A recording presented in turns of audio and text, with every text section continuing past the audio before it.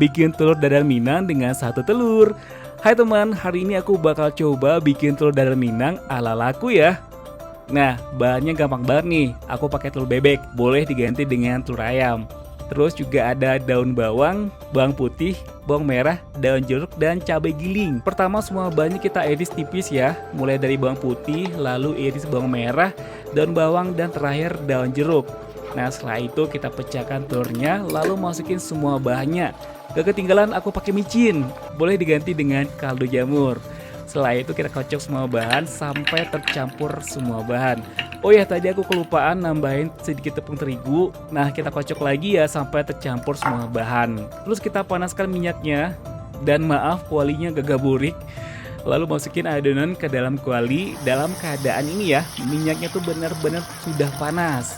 Setelah dimasukin ke dalam kuali ya, jangan lupa juga untuk